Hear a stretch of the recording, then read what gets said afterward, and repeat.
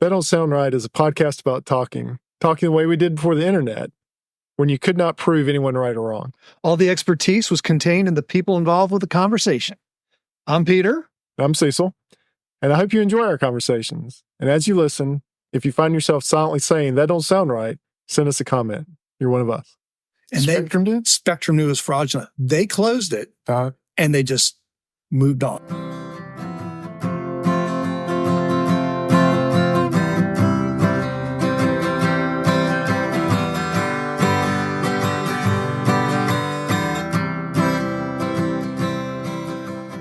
Welcome back to another episode of That Don't Sound Right, a podcast about talking.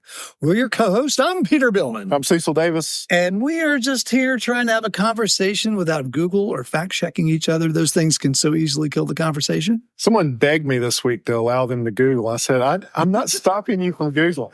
It is okay to Google. Are you, you're somewhat of the Google police now, huh?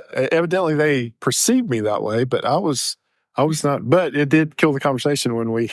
Well, had the conversation run its course? It had not. Well, it was just getting started. Why did you let that happen? I didn't feel like I had any authority. Oh, really? Authority was being conferred on me. I think you have the authority to stop. You need to start living into the authority. We need to mention the fact that you've been happy for about a week. Yeah, approximately really 128 hours. I've never heard you use as many adjectives as you used when had you listened to the new episode once it had been run through an AI editor. Yeah, the AI editor cleaned up the noise, cleaned up the pauses, seamed us together.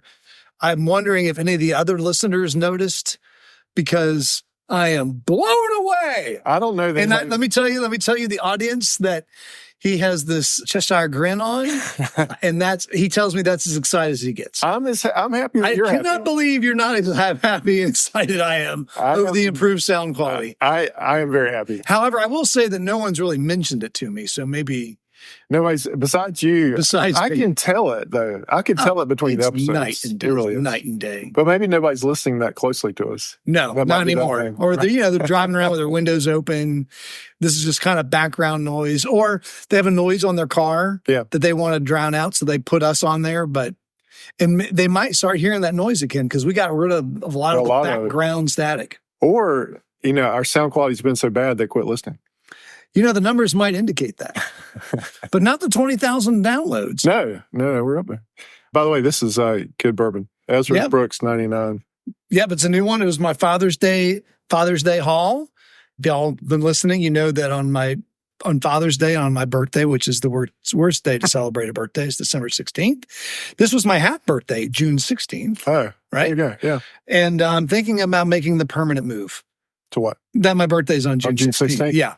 Or just Father's Day. I think that's fine. I think it's just Father's Day. Well, then you're going to run into the whole Christmas, Father's Day, doubling up on your gifts again. But only from a very small part of the population, right? What's my birthday? Yeah. Your birthday is now June 16th. So it has been decreed. Evidently I'm the Google police, so maybe I can be the birthday. Why don't you move the birthdays around? Yeah. Go ahead. That's good. Happy birthday, Peter. Well, thank you. Thank you. I guess I don't know how old I am because I'm not really the birthday. So you have got, I don't know what the episode is tonight. It's going to be a good one, I think. So, it all started me starting to get some calls on my cell phone. Sure. And it's the phone calls were originated from Greensboro. How on your caller ID, it'll tell you the city it comes from. Yeah. So it's coming from Greensboro. And for the most part, I wouldn't answer it. But it was Greensboro, so I went ahead and answered one of them. And they said, hello, this is the office so the name of the company that was calling me was called Credit Control. But they didn't tell me the name of the company. They just said, hey, we're doing a check on an account in your name for Spectrum Mobile. Mm-hmm. And they said, are you John Beelman? I'm like, yeah, I'm John Beelman. And your first name's John, isn't it? Yeah, my first name is John. I forget that. That's right. Oh. So I knew there, first of all, that they had my records, that they had my legal name. Right. And then they asked me about an address and can you confirm the city, state, and zip code? Well, the address they gave me was not my address. Uh-huh. It was not an address I've ever lived at. Okay. And so I immediately asked, why are you asking? And so we want to verify some information about your account for Spectrum Mobile.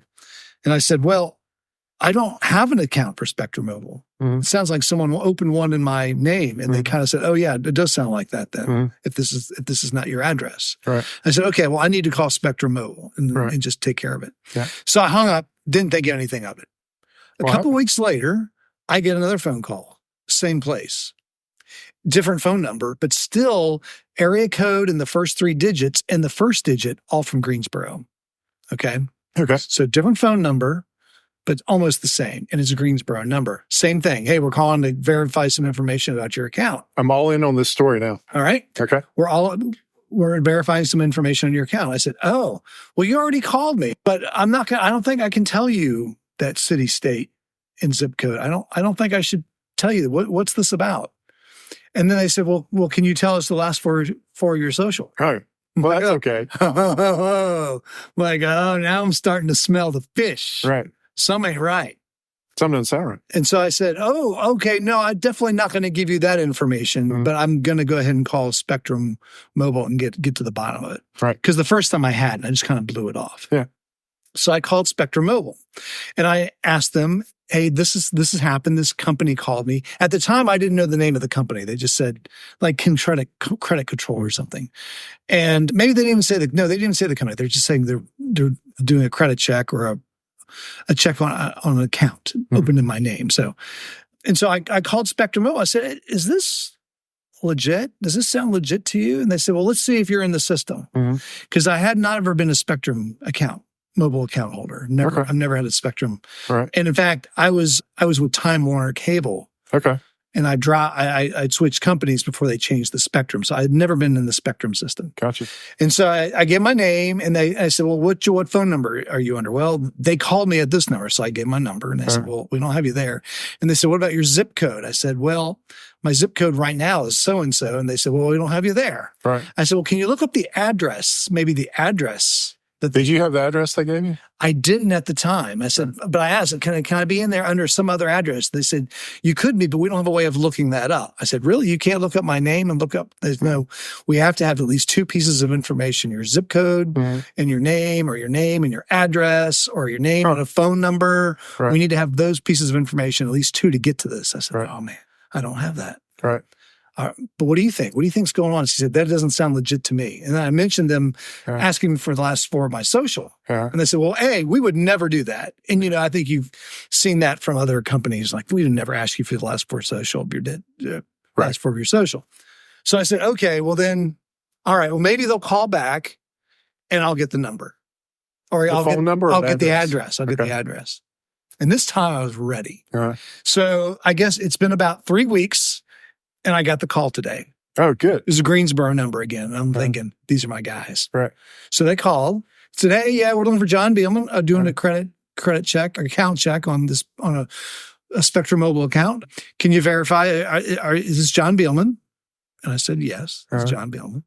And they said, so I have you at this address, da-da-da-da-da. Can you confirm the city, state, and zip code? I said, why do you want to know this? They said, well, we have some information we need to get to you and check on. I said, what information do you have to get to me? Why can't you tell me now? Right. He said, well, to protect your privacy, we need you to verify your city, state, and zip code. I said, why are you concerned about my privacy? You already have my information. You already know my stuff about me. Did they tell you the address? Yeah, they told me the address, but not the city, state, and zip. Just the street? Just the street. Okay. And it was actually a street and an apartment number. In Greensboro? I didn't know. They didn't know. I didn't know they knew, but I didn't know where this address was. Right. I hadn't heard of it, right? So then I started asking them, I said, what company is this? Right. And they told me it's this company called Credit Control LLC. Right. I said, what do you guys do? What are you guys doing? We're verifying an account for Spectrum Mobile. So why are you doing it and not them? Because I called them and they couldn't find me in their system. Right. And they said, well, if we could just get your city, state, and zip, we can get all this information out on the table. I said, I think you're a scammer. I said, oh, and the guy said, oh, no. Right. We're legit. I mean, if we Right. wanted to scam you, we could do other things. Right. I said, well, that doesn't make me feel any better. No. If you know what the other things are. And I said, I'm not giving you any information. You need to tell me what you need to know Right. and what you do know. Right. And you need to let me know right now because I'm not giving you any more information. Or your other option is you stop calling me. Right. I'm on the do not call list and you just leave me alone. And I want to hear from you again. What did they say? They said, well, first of all, we're not subject to that. We don't have to go by the do not call list. Okay. And I said, I don't care. I'm on the do not call list. Are you still calm, cool, and collected at this point? Or are you getting heated? I'm starting to get, I'm probably amped up a little twice as much as you're hearing me about. Are you like drive-through amped up? Drive-through. Like the way you get at a drive-through? Yeah. Okay. Yeah. They're out of lemonade at the McDonald's. I'm about ready to drive away. They don't have my donuts. I'm about ready to leave. I said, so eventually, and he kept on saying, he kept like, no, we just verify your address and we can get this all cleaned up. I said, I'm not doing that. So I said, take me off your list. I don't want to hear from you again. And I hang up. Right. So then I look up the address. Mm-hmm. The address is in Ohio. Really? Yeah. It's in Findlay, Ohio. Okay. So and there's then, no other duplicates. Like it didn't hit. You I know. I could not. Cities. No. It was a very. It was like. It was the. It wasn't Main Street. It was 5 Main Street. The name of the avenue was like Cole. COU. Okay. Something very unusual. Something unusual, and it was an apartment number. Okay. Right. Right. So I mean, it went right to it. This apartment number and everything. Google Maps. I saw exactly where it was. So I called Spectrum Mobile. Right. And now we get to the fraud department. Now we're talking. Now I got some information. Okay. And I said, here's my zip code. What's going on? She goes, yes, there is a John Beelman who opened an account with this zip code. Wow. Yeah, that's what it was. And she said, and how did they get your number? Here's the kicker. Huh? Here's the kicker. They knew it was fraudulent. And Spectrum did? Spectrum knew it was fraudulent. They closed it and they just moved on. Huh. And she said, well, how did Spectrum know it was fraudulent? Because this happened at the end of last year. I had a credit freeze and a credit lock. So they have to do some research if they're going to open an account in my name. Anyone who wants to open an account in my name has to get in touch with me. Gotcha. Or they have to get in touch with the bank. So that's why they were getting in touch with. That's why Credit Check was getting in touch with. Well, I don't know if they were getting in touch because here's the thing. Credit control is a debt collector. Huh. They are not checking my credit. Right. They are not wondering about my account. They have a debt to collect. But what Spectrum Mobile told me was that, look, that was in 3 months. We just wrote it off. We did not send it out for debt collection. I don't know why a debt collector is calling you. And I don't know why a debt collector had your number because my actual phone number was not in the Spectrum system. So Spectrum never sent the debt collectors after me. So I still think it's a scam. It sounds kind of scamish. Do we need to go up to Ohio? So we've got the address. Okay. But this is what that doesn't sound right. Okay. Have you been downtown and eaten at the Bull Tavern on 4th Street? It's where King's Crab Shack used to be. No. So it's called Bull Tavern. It's kind of a nice restaurant. Yeah. I mean, it's got good food, nice atmosphere, great hamburger. The guy opened it up with the proceeds of filing suit against telemarketers. Really? Yeah. He earned over $200,000 filing suits against telemarketers. How do you do that? Well, we could finance the podcast. This is what don't sound right, Cecil. He did it by simply writing those companies a letter, exposing them for what they were doing, right, and saying you're in violation of the Telemarketer Act, the Telephone Consumer Protection Act of 1991. Sends them a certified letter. The demand letter begins by stating the time and date he allegedly received a solicitation call from a representative offering a new low-cost final expense program, and that the misrepresented numbers shown on caller ID was of a pattern matching the first 7 digits of my phone number, a practice known as neighbor spoofing, which I'm sure you know is illegal. I didn't know it was illegal. It's illegal. I get these calls a lot. It's illegal. Wow. It's straight up illegal. So mine are usually, when I get them, they're usually offering me a small business loan. Okay. This sounds Yeah. No, so keep going. this sounds like a cash cow now. So the way it works is he simply writes a letter stating the facts of what they did. How does he get their address? So that's the thing about it is you've got to spend time with him. Okay. He actually talks to the people trying to sell him something. Yeah. So this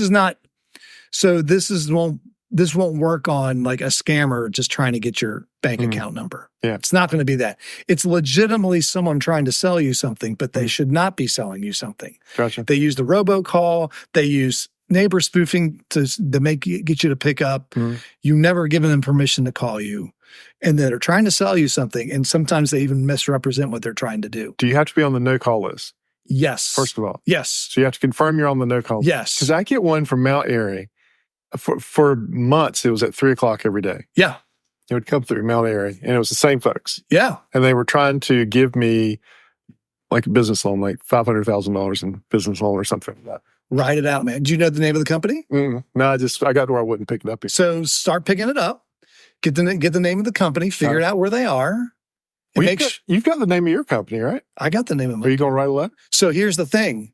So this guy. So this is an article when he was being interviewed because he raised. I mean, look at this picture here. I'll show you.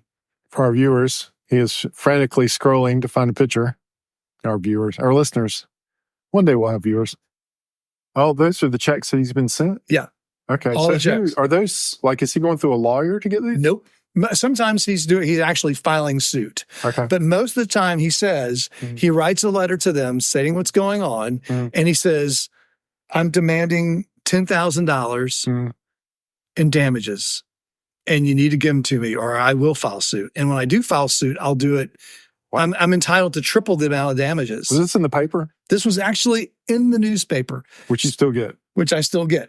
But the thing is, I told the family about this, and like, you remember that story? Like, yeah, I guess I do. Because when this story was written, almost 2 years ago when he opened up.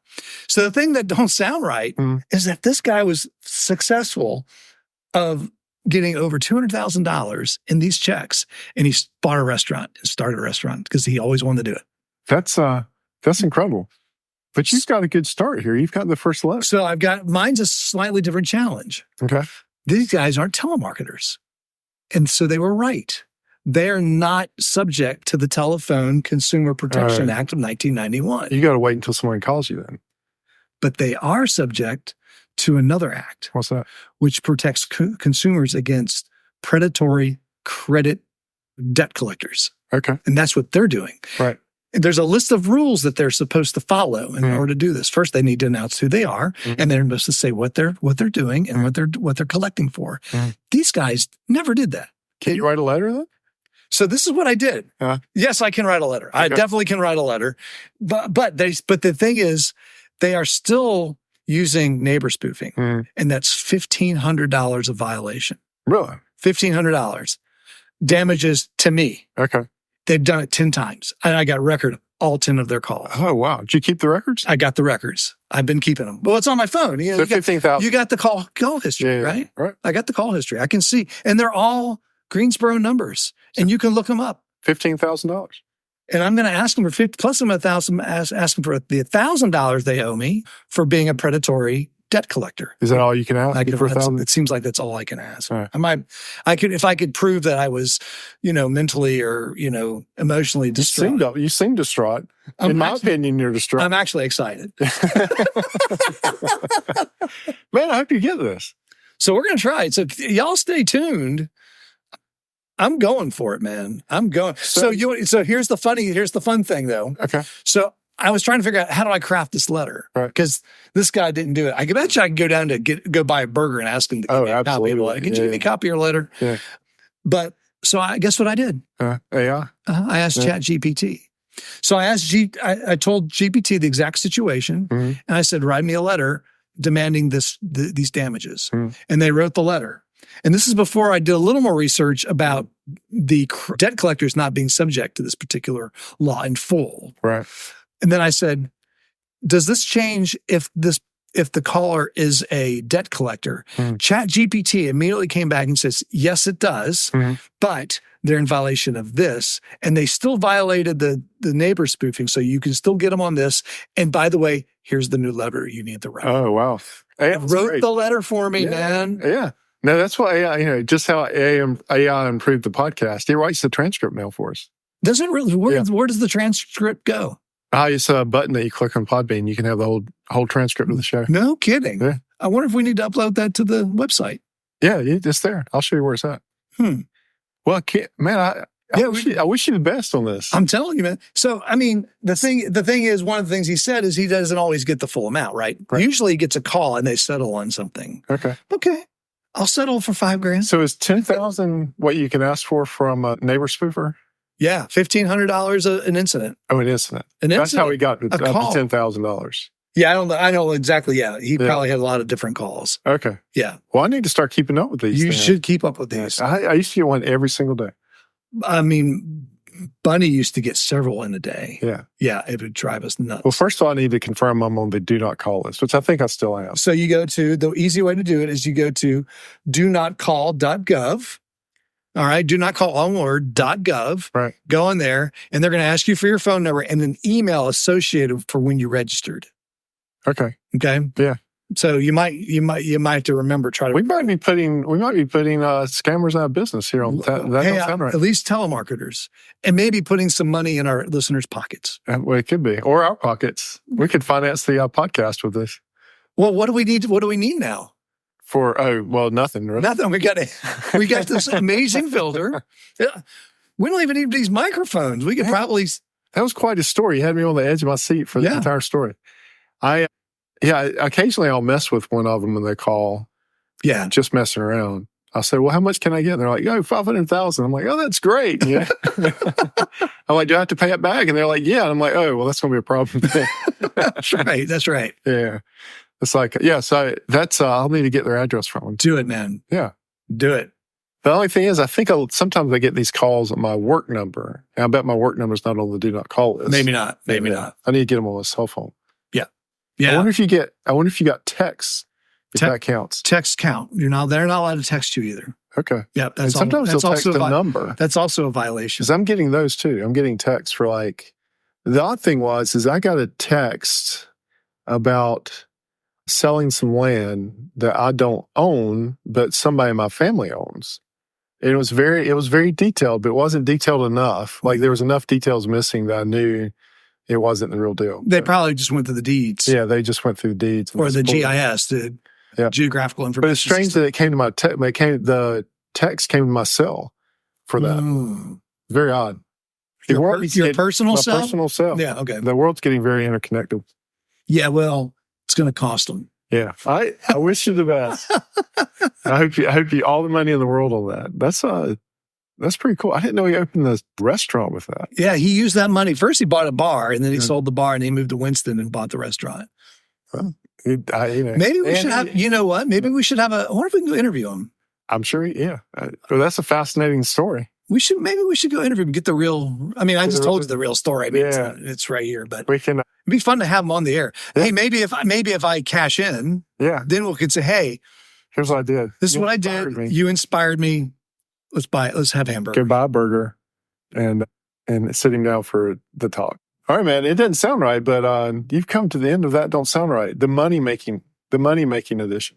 Well, before we close, we want to thank everyone for listening. If this is your first time and enjoyed the conversation, would you consider hitting the subscribe button on the platform you listen with? Also, if you're a longtime listener, please give us a rating and leave us a review so others can find us and join the conversation. I did not know where you were going with that story. Isn't these are the best? Yeah.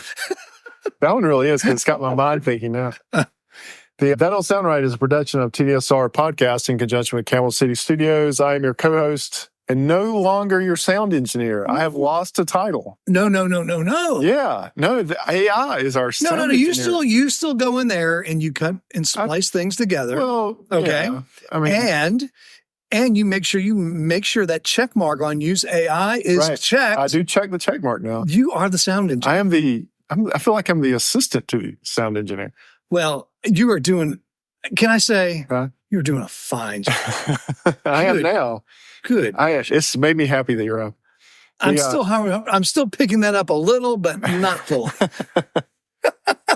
I was really excited. Like, but you know how it is. Could you not believe it? I can't believe it. But you know how it is when you do something like this. Like, I spent hours one night putting in a new stereo system in my truck.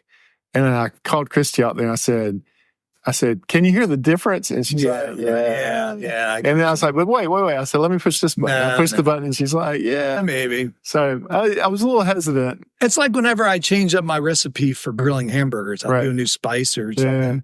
Everyone will say, right. I like the other one. Yeah. So I think it sounds great.